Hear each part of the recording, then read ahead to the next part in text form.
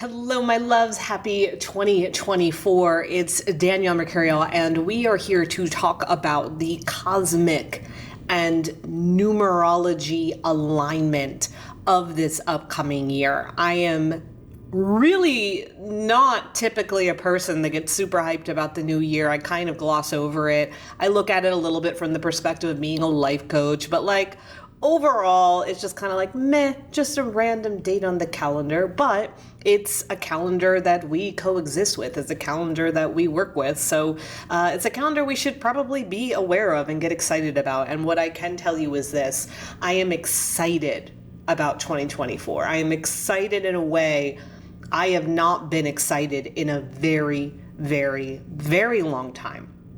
And it doesn't mean that this year won't have its challenges, that it won't have its moments, but there's a lot to be favored. There is a lot to be embodied. There is a lot to be absorbed, and there's a lot to move into and evolve out of and continue to advance on from. So that being said, I'm going to break it all down for you. Please mind my voice. I mean, maybe it sounds a little bit sexier. I had a really gnarly cold the last 2 weeks of 2023. No surprise, right? Pretty much as soon as we moved into that 12/12 portal, we had a new moon, then it was Mercury retrograde, and Miss Mercury was like, take a step back, Mercurio. Take a step back, surrender. We need to desensitize you a little bit. Did anybody else feel like they got desensitized over the last 2 weeks of 2023? It wasn't just like a cleanse. It was like, we're going to go in and we're going to make sure that you don't feel anything for a little bit. And then from that space, we're going to just knock you out, not let you think, complete brain fog, no ability to really put two and two together. And then on the flip side, when the ball drops, your heart will open and you'll be back on track. And that's kind of what happened to me. So still got a little sniffles from it all, but otherwise I'm here for it. I'm going to explain more of what happened at the end of the year and then move us deeper into what's happening at the start of this 2024 and what we can expect throughout. I am totally here for it if you are, my love.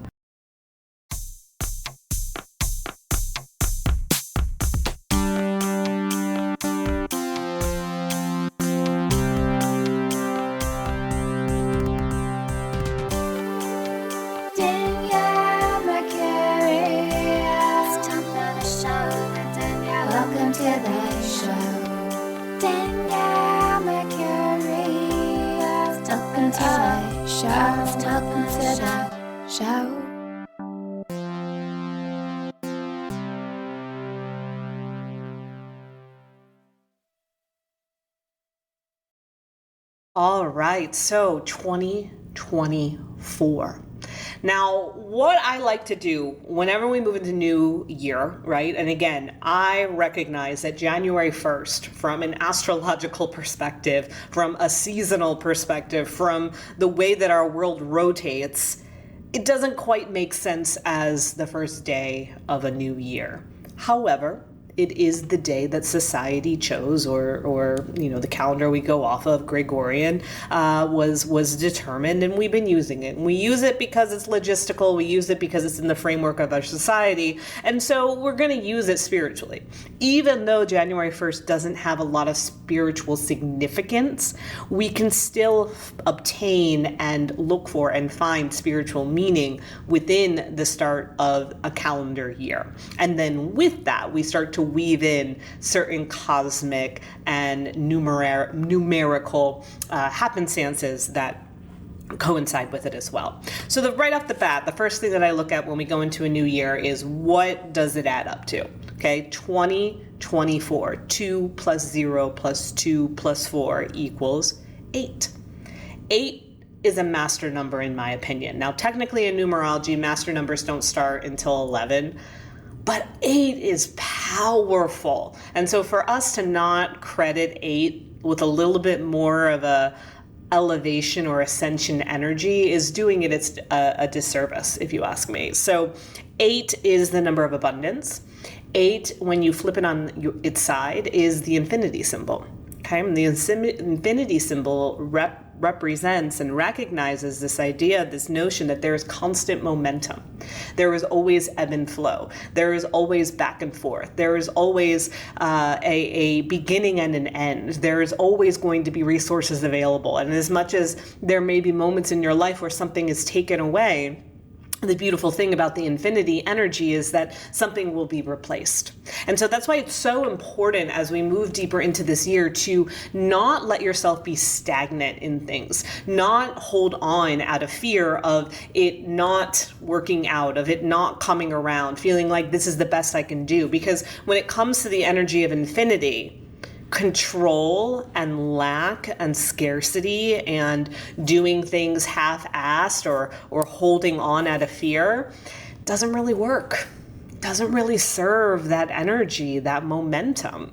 And so the more that you can get into a practice of surrender, the more that you can detach and understand that I trust this circumstance so much that I'm going to step to the side and I'm going to allow the infinite nature of the universe and of my life to come through and allow this beautiful co-creation to emerge. And I recognize if I don't get exactly what I thought I needed or what I thought I wanted, I am actually going to get everything and more.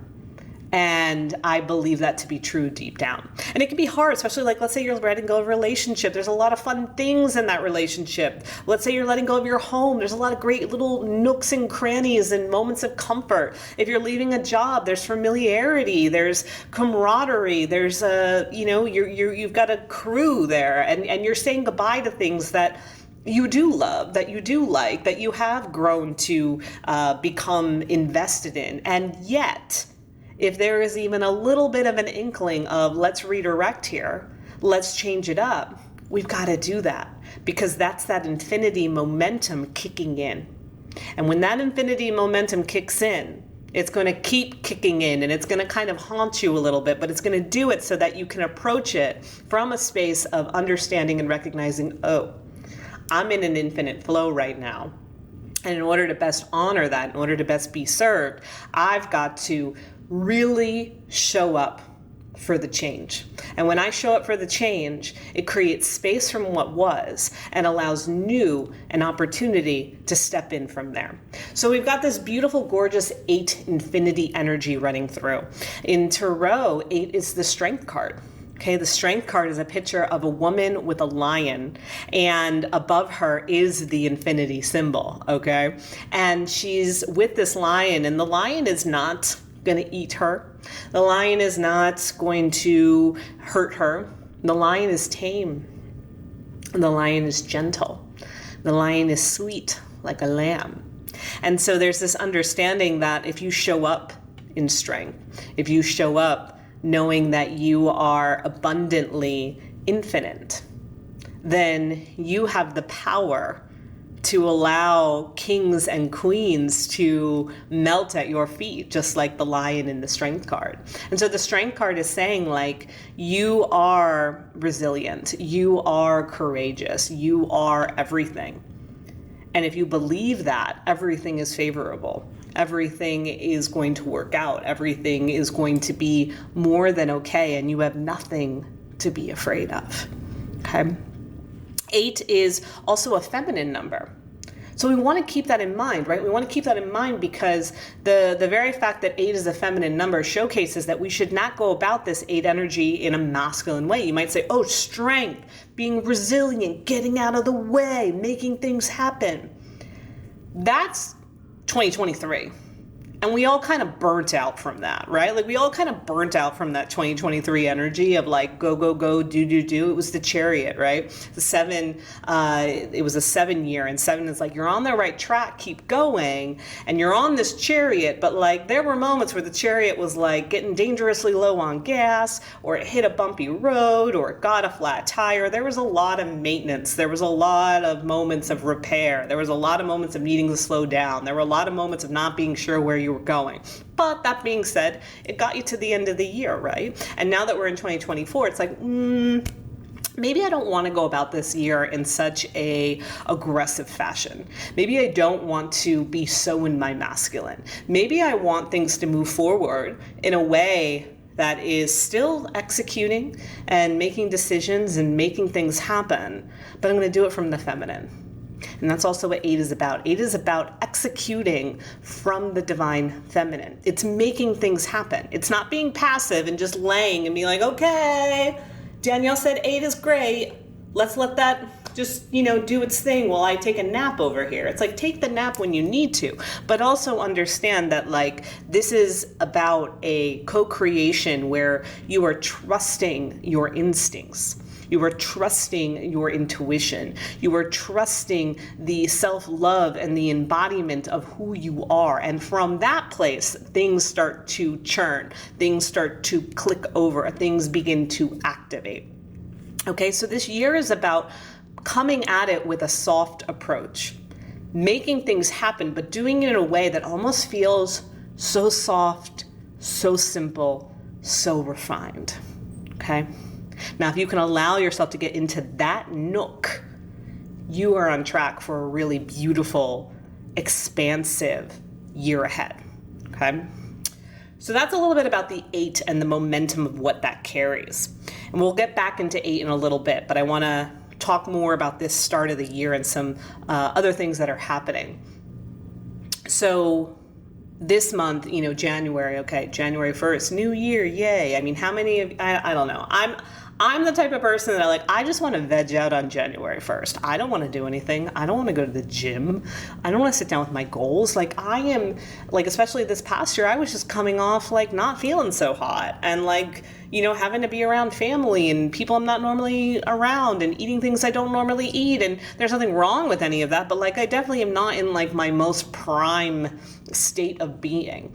And so I tend to find that January 1st usually, for most, isn't the time to go at things aggressively. And especially this case because we had Mercury retrograde the last 3 weeks of 2023. Okay, Mercury retrograde is going to say, hey, we need you to go a little inward here. We need you to take a little time off. We need you to be a little retrospective, okay? Mercury went direct on January 1st, but we still have a little bit of shadow energy. So things are still kind of clearing out. The fog is still lifting.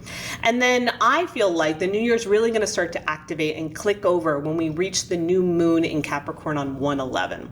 Okay, instead of 1/1 being our new year, let's let the new moon on 1/11 dictate that. And the new moon is happening in Capricorn. Capricorn is our sign of, and I think this is why, our new year is when it is, because Capricorn's about career. It's about capitalism. It's about, the economy. It's about climbing the corporate ladder. It's about what are you accomplishing in this world, in this life. So I can see how the Capricorn momentum kind of comes together with the January New Year energy, if you will, but it doesn't quite make sense. I mean, Capricorn's the 10th sign of the zodiac. Why are we kicking off a new year at the 10th sign? But again, I guess it's kind of hey, 10 is a number of completion. You've achieved a lot. So maybe it's hey, we reached 10. We've reached the end of the year. Let's kick off a new year in Capricornian fashion, right? And so we're going to embrace that. We're going to do that with the 1/11 new moon that is happening. And so this 1/11 new moon is an opportunity. We'll be out of the Mercury retrograde. That shadow energy will be lifted. And we'll have a nice, fresh start for 1/11. Okay. I'm going to be hosting a workshop that evening as well to go deeper into the forecast dynamics of 2024 and really take you through the process of how to best show up for this 1/11 new moon. Link in show notes for that, or just go to my site, daniellemercurio.com, to do the 1/11 activation 2024 workshop. So 1/11 happening, new year, new you, all that good stuff, right? Then just a little bit after that new moon that happens in Capricorn, Pluto is going to be making strides. Now, we've talked about Pluto on this podcast before. Pluto will be moving into Aquarius on January 24th, okay? So January 24th, it'll kind of really solidify. It actually might be, I'm going to say January 24th. Some people will say a couple days earlier. Just remember January 24th, 1/24/24. Pluto will be moving into Aquarius. Now, it will get one more touch of Capricorn this year, which really kind of irks me, but it is what it is, okay? So basically since 2008, Pluto has been in Capricorn. Okay? Think about your life since 2008. Think about maybe where a Capricorn placement is in your chart. For me, I've talked about this. My 6th house is Capricorn. Okay, Pluto has been hanging out in my 6th house since 2008. It kicked off by needing my gallbladder being removed. It's phasing out by making sure I was sick one more time before Pluto moves into my 7th house, Aquarius. Okay, so Pluto has been with Capricorn for a very long time. And on January 24th, Pluto will finally be moving into Aquarius. Now, that being said, from September 3rd until November 19th, nicely positioned during our United States election, Pluto will retrograde into Capricorn one final time. Then after that retrograde on November 19th, it will go back into Aquarius where it will be until 2044. Okay, so basically starting January 24th until January of 2044, we will have Pluto and Aquarius together. There will be a little brief hiatus during the election because our nation was actually founded when Pluto was in Capricorn. Okay, Pluto and Capricorn haven't been together again since the United States was formed. So I feel like the fact that it's coming around one more time for the election, I get it. I'm like, all right, I see you. I see what you're doing. That's fine, but then give me my Aquarian back, right? I love Pluto and Aquarius together. Aquarius is our sign of innovation. It's our sign of technology. It is, symbolizing the Aquarian age, the golden age. We came to this earth, all of us that are listening right now, to be part of a collective change, to bring in harmony, to bring in other resources, galactic knowledge, to be a little alien, if you will. We're here to break up conforming. We're here to stop buying into narratives that are dictated by small groups that we all then have to buy into. This is about learning how to be resourceful from within yourself. This is about learning how to trust your instincts, your intuition, to listen to that inner gut guided feeling from within. And I think Pluto and Aquarius being together in this significant way, primarily until 2044, is really going to give us that intuitive leadership that we're looking for. And part of it, it's so interesting because Aquarius is about technology, right? And Pluto is about getting out of our comfort zone. Pluto is the sign that wants us to, or rather it's the planet that wants us to achieve greatness. Okay, Pluto wants us to achieve greatness. And sometimes it will knock us around in order to do it. It will really say, hey, time to get out of that comfort zone, time to jump, time to just let yourself, I was telling a friend this recently, like, let yourself be in the edge, right? Like, be on the edge of what's next, because it's so easy to be like on the edge of something and then like get scared or retreat or turn around and go back, right? But it's like, no, just be on the edge while we adjust to Pluto and Aquarius being together in the way that they are. Pluto and Aquarius together is going to continue to deepen our realm when it comes to AI, when it comes to technological advances. That being said, though, it's also going to ask for in-person community.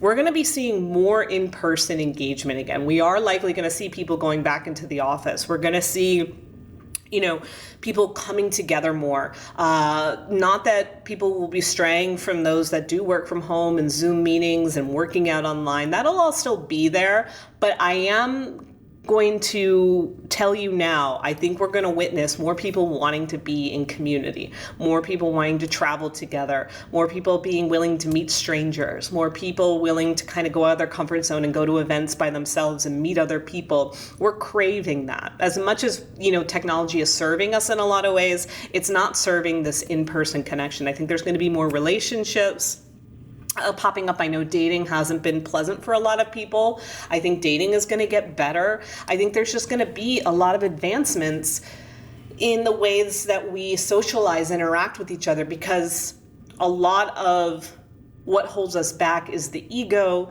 A lot of it is thinking that, I have options. A lot of it is just, I'm so self-focused, where this is more about how can we enjoy this world, this life as a collective. And so that's going to mean more harmony in in-person events. That's going to mean more harmony in dating. That's going to mean like wanting to commit to your relationships, to your family, seeking therapy, getting help. How can I be a better person to myself and to my community? All those themes are going to be dripping through with Pluto and Aquarius over the next 20 years, okay? So we have that to look forward to. Then, and again, easier said than done. We might be finding people are moving, redefining their circles, but it's all for the sake and the hope of this idea of connection and community, right? And I really want to step up in that way as well and make sure that I'm creating spaces for us to gather in person this year too. Okay, so then after Pluto and Aquarius move together, we'll also be in Aquarian sun season. Okay, so Aquarian sun season will be starting around the time that Pluto moves into Aquarius. And then on February 9th, my half birthday, we will be in the Lunar New Year.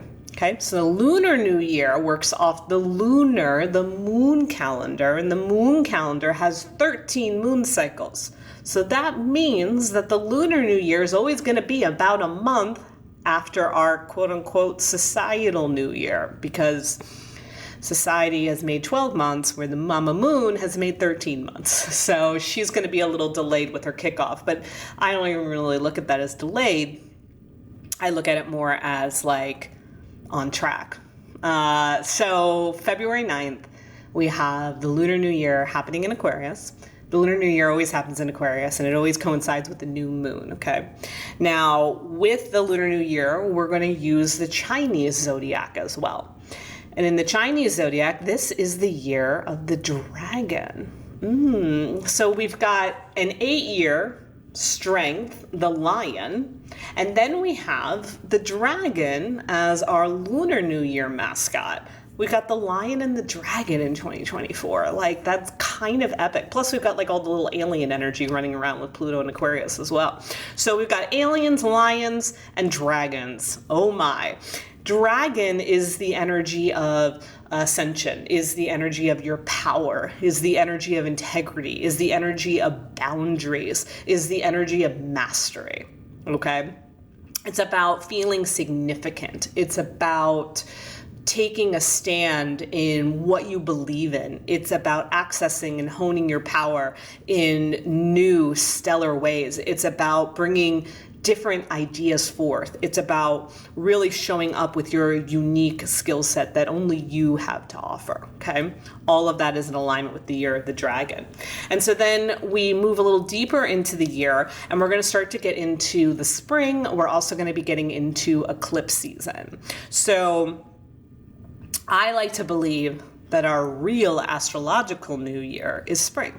Okay, the first day of spring is also the first day of Aries sun season. Aries is the first sign of the zodiac. Spring, at least where I live, is about newness, freshness, things blossoming, animals making love, babies, flowers and sweet smells in the air, and eggs. So we have that happening on March 19th. Okay, so March 19th, we will have the quote-unquote astrological new year kicking off spring. Now, some people also believe then that April 1st is our official New Year's Day. Okay, if the spring equinox kicks us off, quote-unquote April Fool's Day, who's the real fool? Because April Fool's Day is actually, if we look at the calendar from a lunar and seasonal and astrological perspective, we recognize April 1st makes a lot more sense to start our new year. But what do we know? We're just a fool over here, and that's why it's April Fool's Day. And then 1 week after our April Fool's Day, our astrological new year, we're going to have a solar eclipse happening on 4/8. And so because 2024 is an 8 year, we've got that double 8 lined up. We got 4/8/8 with the solar eclipse. So the solar eclipse is happening with the new moon in Aries. Okay, so we're still in Aries season. Now, for many of us in the United States, we'll be able to see that solar eclipse. It's going to start up towards Vermont, like that New England area, and then make its way down through like Indianapolis, all the way down through Texas, down into Austin, San Antonio. And so the solar eclipse being visible right after spring, right after our astrological new year, happening coinciding with this 8 energy, is really going to push you forward.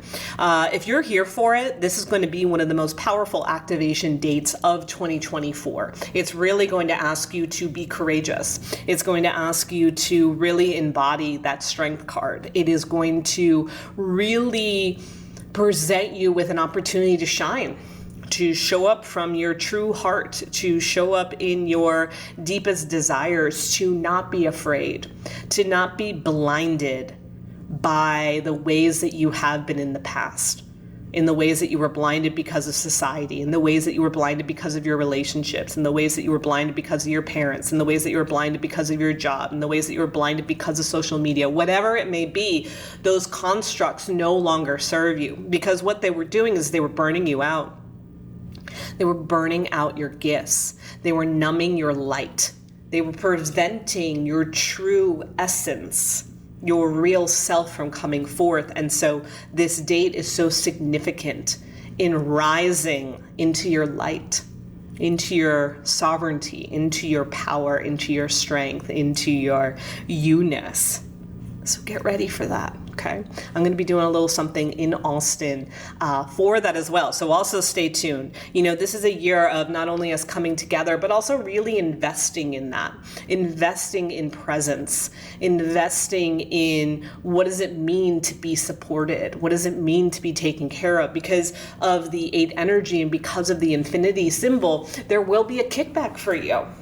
There will be that opportunity, but you've got to allow that opportunity to come forth. You've got to allow that opportunity to kick in, and then from that space, more can show up and expand and happen and be favorable. Okay, so we've got a really loaded kickoff to spring. There will be a full moon that'll be happening 2 weeks after that point, and we're just going to kind of keep churning into the year. This spring is also significant because Jupiter, who's been in Taurus since last May, will now move into Gemini.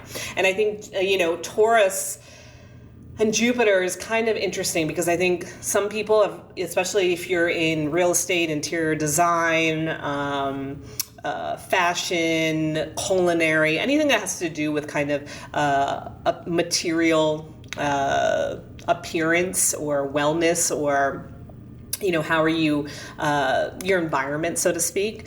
Those areas really had an opportunity to shine. That being said, it also rocked our economy in a lot of ways, and it's not surprising that we saw inflation and things of that nature. With Jupiter moving into Gemini, where it will move from May, I want to say it's May 24th of 2024, for a whole year, Jupiter in Gemini, and look to see where it is in your chart because it's going to expand that area. Jupiter in Gemini is going to give us an opportunity to be okay with the fact that we're here to do a lot of things. Jupiter in Gemini is going to support you taking a step back from your job, you taking a leave of absence so you can go on a sabbatical and travel. Jupiter in Gemini is going to ask you to be multifaceted, to show up for a lot of different things, to try a new hobby, to change careers, to move to a new city, to all of a sudden decide, like, I'm going to go to grad school and be an anthropologist. I'm going to get a side job. I'm going to finally become an entrepreneur in the ways I've always wanted. I'm going to start that podcast, right? What is it that excites you and lights you up without like having to make it a big deal or make it like this thing? Like, people are like, oh, you're starting a podcast. What are you going to do with that? What are your goals? How will you make money? It's like, stop. Like, I'm starting a podcast. If you want to listen, here's the name of the show. Enjoy. Like, it's going to be that simple if you let it be, right? Like, let's not overcomplicate it and let's have fun with it, okay? And so money and resources coming through to support the beautiful opportunities that are in this life. Travel, entrepreneurship, technology advances, changing careers, being in a throuple. What do you want? Let it happen, my love. Okay, so that's a big shift too. And then another really significant date that I'm most excited about is Lionsgate. I'm always excited about Lionsgate because I am a Leo Sun Moon rising. My birthday is August 9th. So Lionsgate is my birthday eve. Lionsgate it happens on 8/8. And a lot of people will tell you, oh, it's when the sun aligns with Sirius. Technically, no. It's when the sun did align with Sirius back in the days of the Egyptians, and they recognized that the sun-star alignment over the pyramids would align in such a way over the summer that they would get the rain and the resources that they need so that the Nile would flood. And from that flooding of the Nile, they were in true abundance. And so 8-8 Lionsgate recognizes that. Okay, what have we been talking about? Oh, 2024 is an 8 year. That means Lionsgate is going to be 8-8-8. We have a 888 energy happening on Lionsgate this year, which is so significant because we also have it coinciding with what? The Strength card, the Lion energy. This is really showing us that this year is about heart activation. Okay, it is about higher alignment. It is about rising deeper into your truth. It is about, really welcoming possibility and presence and power. It's about magnetizing what you're capable of. This Lionsgate that's happening 888 has the ability to truly open new portals. It has the ability to transform your world as you know it. It has the ability to truly bring you into a new frequency, a new way of being, a new way of living, and I freaking cannot wait for it. I will be doing something in person. I'm still figuring out what that might be, but we will absolutely be coming together for that because it is so powerful. And, Lionsgate at its heart is just that, heart energy and love. So that's significant as well. Those were some of the main highlights I wanted to bring up in 2024. Also, again, I'm still a little bit winded from that cold I had at the end of the year. So I'm like, whew, here we go. Okay, we got this. Keep churning, keep moving, right? But 2024 is really going to honor you and your unique self.